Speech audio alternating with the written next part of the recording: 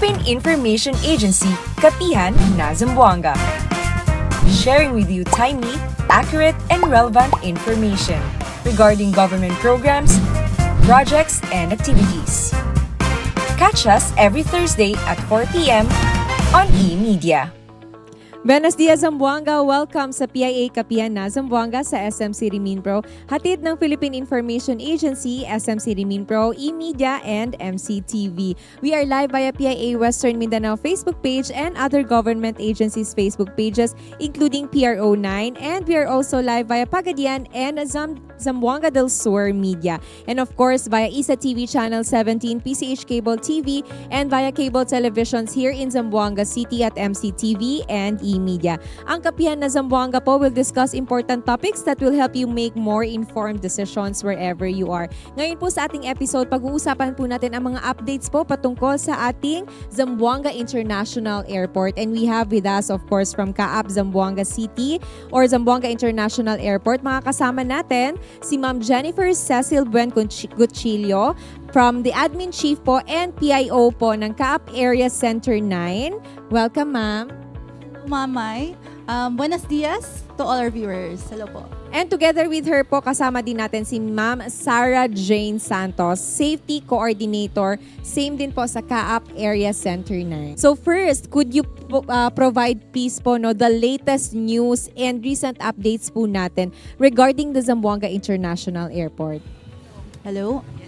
So, Zamboanga International Airport temporarily operates now from 5 in the morning until 9 in the evening. So, we cater passengers from Manila, to and from Manila. We have Cebu, Iloilo, Davao, Jolo, and Sanga-Sanga Airport.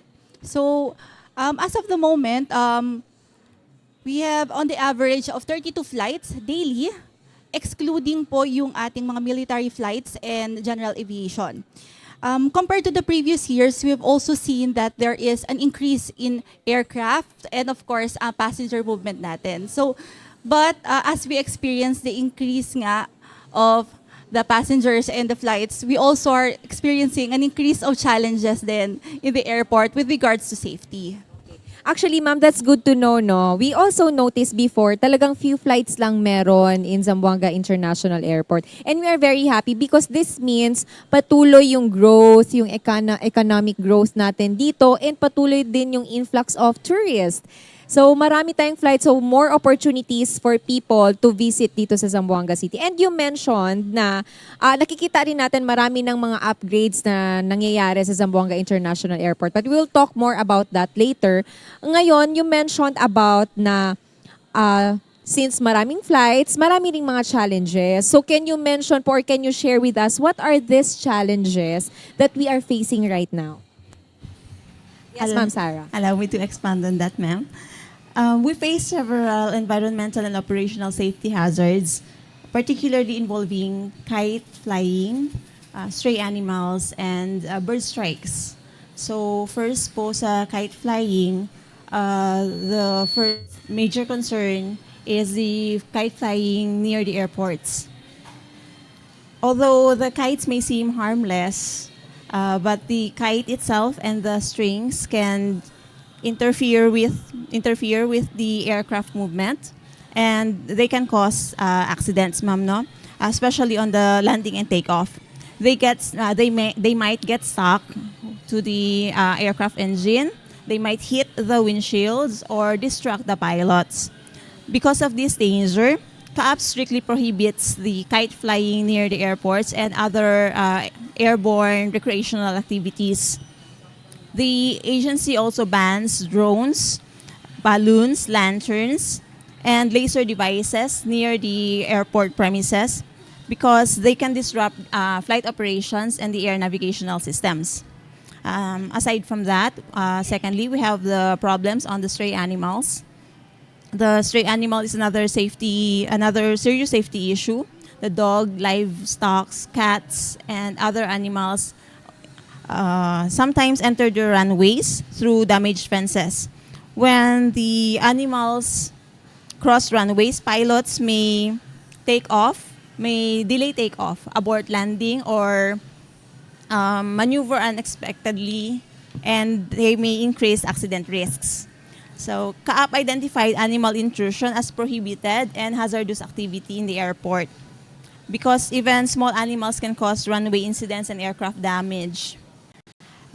So the third issue that we would like to discuss is the bird strike, because recently we have just this week we had 4 bird strikes. 3 of those are damaging strikes to the aircraft. So bird strikes are the most serious aviation hazards in the Philippines. A bird strike happens when the birds collide with the aircraft, especially during landing and takeoff. These collisions can damage engines, crack windshields, delay flights, and in severe cases, cause emergency landings. Airports such as ours, that has nearby creeks and open garbage areas, are more vulnerable because these places attract migratory and feeding birds. The presence of water provides food and nesting areas for many species, increasing bird activity in the airport. CAAP and airlines now conduct wildlife hazard management programs such as trimming grass, removing food sources, monitoring bird activity, and coordinating with local governments to reduce bird populations in the area. Also, CAAP works with the local government of Zamboanga to create ordinances regulating the pigeon raising and bird feeding near the airports. For example, some areas near the airports prohibit pigeon raising and breeding because flocks of birds significantly increase the risk for bird strike.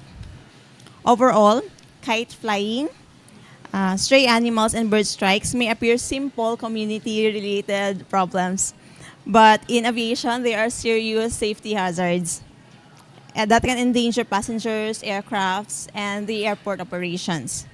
Continuous monitoring, strict regulations, public awareness, and cooperation between airports and nearby communities are essential in maintaining the aviation safety.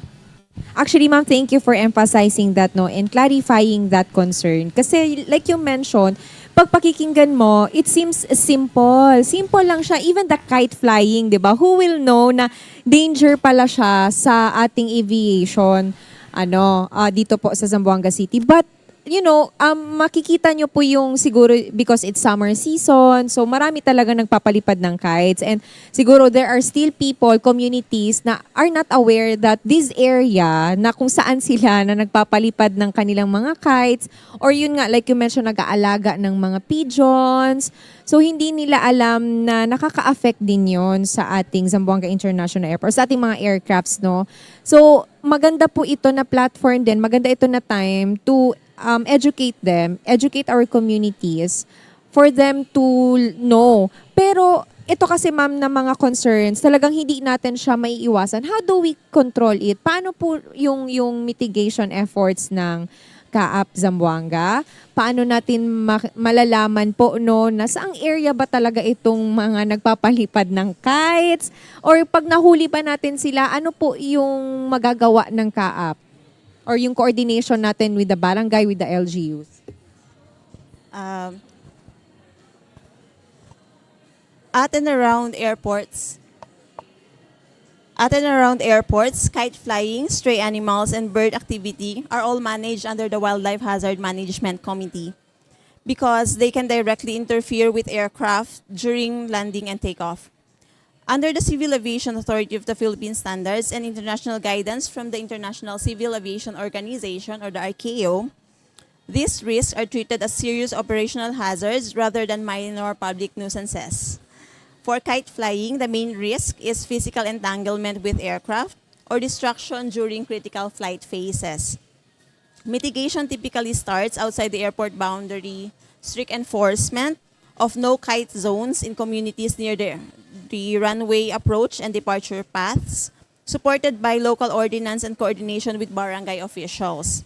ZIA also conducted public awareness campaigns last April and July of 2025, and recently, last May 6, 2026, to barangays Baliwasan, San Jose Gusu, San Roque, Santa Maria, and Canelar, and issue advisories or NOTAMs. NOTAMs are advisories that the airport issues to the pilots. So when there are increasing activities of kite flying and bird hazards, so on the air side, continuous runway surveillance helps detect and report airborne objects early, so flight operations can be adjusted if needed. For stray animals, usually dogs and cats, prevention of entry is done through regular fence inspections and immediate repair when there are breaches. The joint operations with the City Veterinarian's Office for Stray Population Management. ZIA also conduct routine runway and taxiway patrols to disperse animals immediately if they get inside. And then for the bird strikes, mitigation is more complex and is handled by the Wildlife Hazard Management Team. ZIA reduce attractiveness to birds by managing grass height, removing standing water, and controlling waste dispersal. Active deterrence methods are also used, such as acoustic devices, visual deterrence, and habitat modification. Overall, the most effective approach is integrated. So combining operational controls, which is on our side for the monitoring and response teams, and community engagement, which is what we are doing right now. This layered strategy significantly reduces the risk of serious incidents and accidents related to kite flying, stray animals, and bird strikes. Hindi po siya bihiro, no? Kasi pag ito ay nakadisrupt sa ating mga aircrafts, posible talaga yung mga accidents. Wag naman sana, no? But posible. So that's why we need the cooperation of all the communities, the barangays that you mentioned, no, kanina, yung within our Zamboanga International Airport, Santa Maria, Canelar, San Roque, Baliwasan, and San Jose. Oo, San Jose, Gusu. So ito yung mga areas na malapit talaga sa mga runways natin. So I know na yung ating Kaap Zamboanga is doing their mga mitigation efforts. Like you mentioned, yung pag-check up po natin ng mga grass, yung mga fences. So yun po yung sa side ng Kaap. But again, it's a community po, no, na coordination din. Yung support po ng ating mga community ng LGU is also needed for this, na para ma-secure natin yung safety din. Hindi lang syempre yung mga passengers na, hindi lang sa aircraft, no, pati yung safety ng passengers natin, it's very important din. And of course, para kung gusto natin na tuloy-tuloy yung mga flights natin sa Zamboanga, tuloy-tuloy especially this summer season. So, marami talagang mga umuuwi, no, at nagbabakasyon, kaya dapat sabay-sabay din tayong magtulungan. So, aside from that, no, later tayo hingi po, no, ng appeal sa ating mga residents or communities. Aside from that, we know na aside from the may mga upgrades tayo na ginagawa sa Zamboanga International Airport. And that includes yung ating recently launched na OFW Lounge, in partnership, of course, with the Department of Migrant Workers. So how important po ba itong initiative na ito to improve yung travel experience, especially ng ating mga OFW? So, the launch of the first regional OFW lounge in Zamboanga International Airport is actually a significant step in improving the overall travel of our OFWs.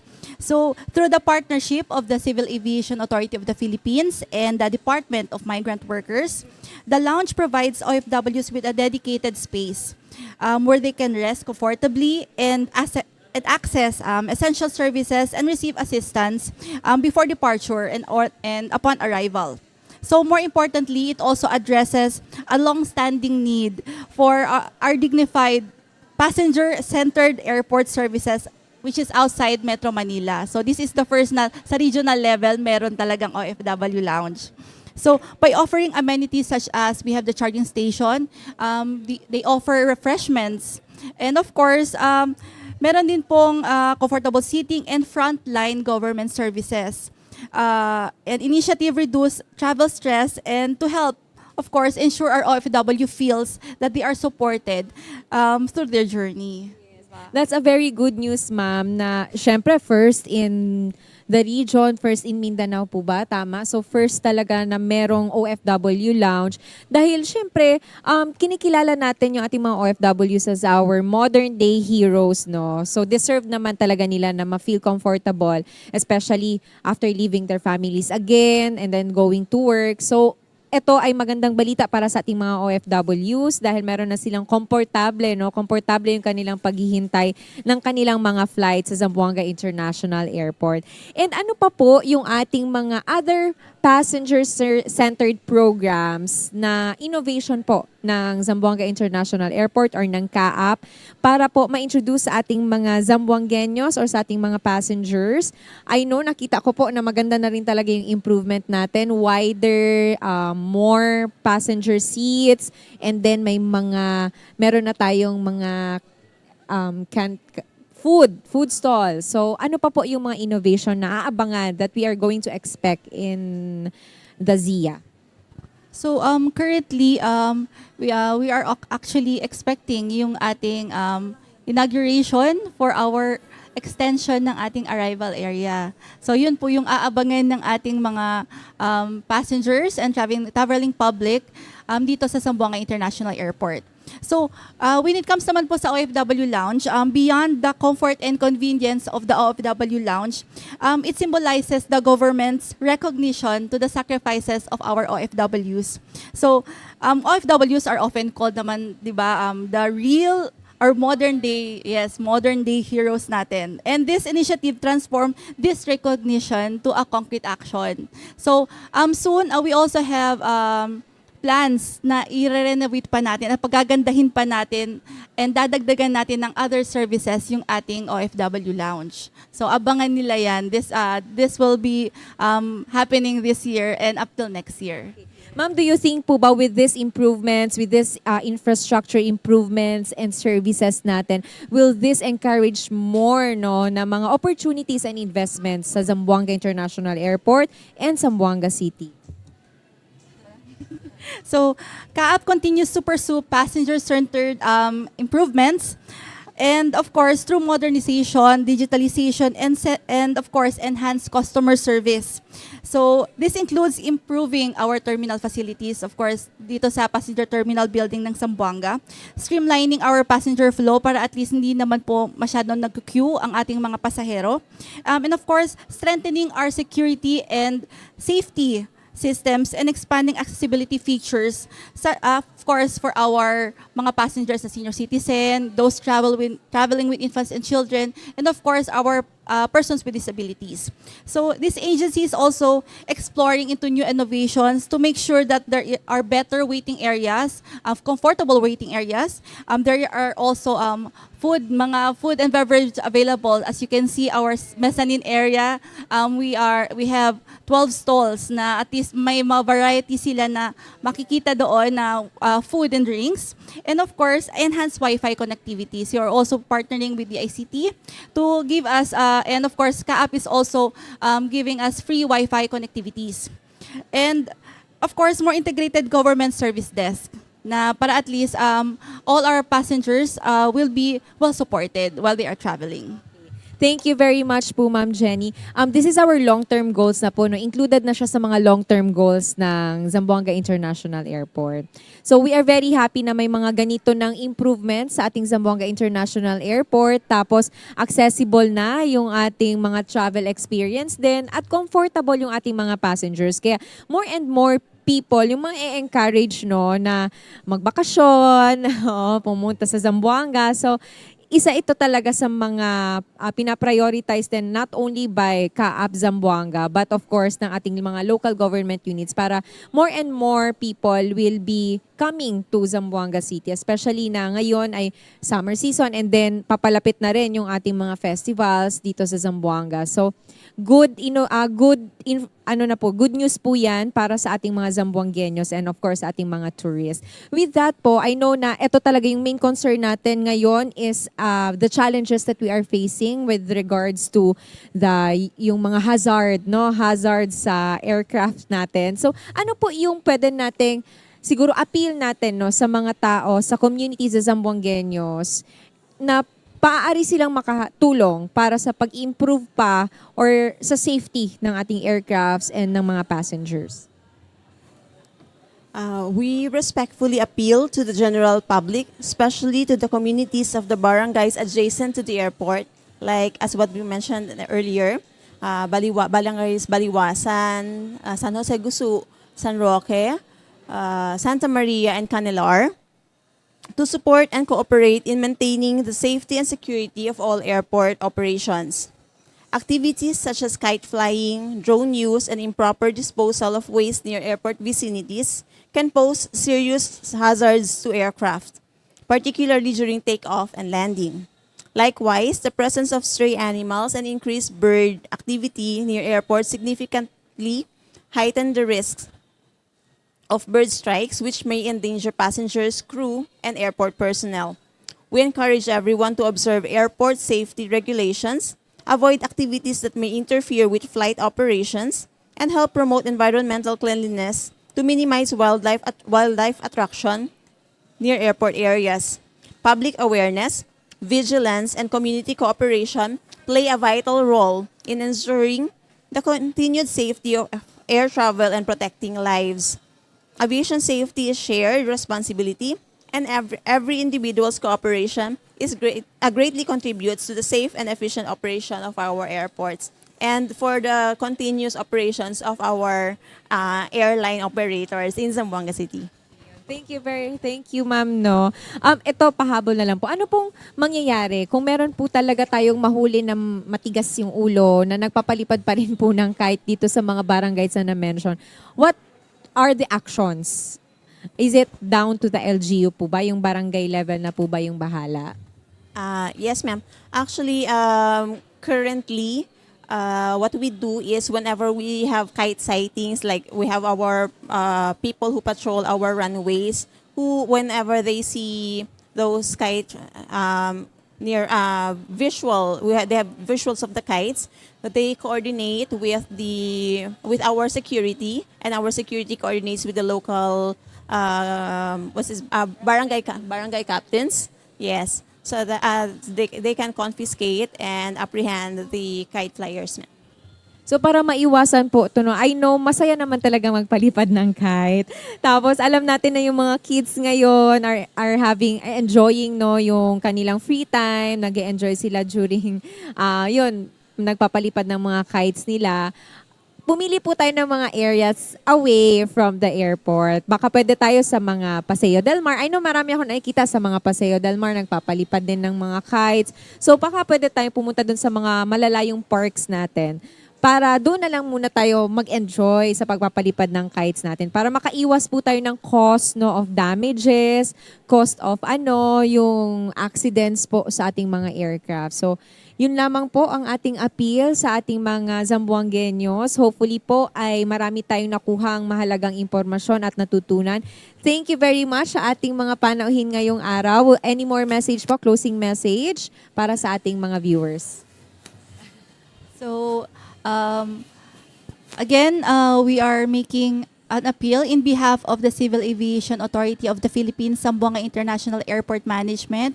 We are respectfully asking for the help of the communities, as discussed by the following barangays near our the vicinity or adjacent to our airport. So of course, again, we discourage bird feedings, and of course, we are pushing po for environmental cleanliness kasi of course improper waste disposal can be really attractants of stray animals. So ina-avoid po natin yan, especially if it is really around the vicinity of the airport. So we are trying to avoid that these stray animals be in the airport facilities. And of course, as Ma'am Sarah have said, aviation safety is a shared responsibility. So all of us can really contribute to maintain the safety of the safety and security of Zamboanga International Airport. So yun. Thank you very much po. Once again, our guests for today's episode, we have from the Civil Aviation Authority of the Philippines, Zamboanga International Airport, Kaap Area Center 9. Once again, we have Ma'am Jennifer Cecil Cuchillo and their admin chief and their PIO. And of course, we have Ma'am Sarah Jane Santos, their security or safety coordinator. Thank you very much po for your time and for this opportunity. And thank you to all our viewers po. Sana po marami tayong mga natutunan. If you have questions po, you can comment sa ating Facebook Live episode po ngayong araw so that we will try to answer it. PIA po and even our guest for today, we will try to answer your queries and questions regarding this matter. And with that, thank you very much sa mga viewers and thank you to all barangay information officers po in the entire Zamboanga City and entire Zamboanga Peninsula. Thank you for always watching po and supporting our program. And thank you to the following sponsors of this episode. We have Dunkin, Karimadon, Camiseta, and Penguin Zamboanga, all available here at SM City Minpro. Makikita pa po tayo sa ating mga susunod pang episode ng PIA Kapihan Na Zamboanga sa SM City Minpro. Sa ngalan pong muli ng PIA Director General Catherine Chloe De Castro and PIA Officer in Charge, we have Ma'am Jocelyn Alvarez. Ito si Myra Espinosa. Muchísimas gracias. Mas pinadali na ang government transactions sa tulong ng eGov.ph Super App. Pwedeng-pwede mo nang magawa ang lahat ng ito. I-download ang eGov app sa iyong smartphone o tablet mula sa App Store o Google Play Store. Pagkatapos, ilagay ang iyong mobile number at i-authenticate gamit ang one-time PIN o OTP para marehistro ang iyong account. Saka ilagay ang iyong mga pangunahing impormasyon at kumpletuhin ang facial recognition technology para sa verifikasyon ng iyong pagkakakilanlan. Para sa mas mabilis at mas maayos na serbisyong panggobyerno, gamitin na ang eGov.ph Super App. Philippine Information Agency, Kapihan Na Zamboanga.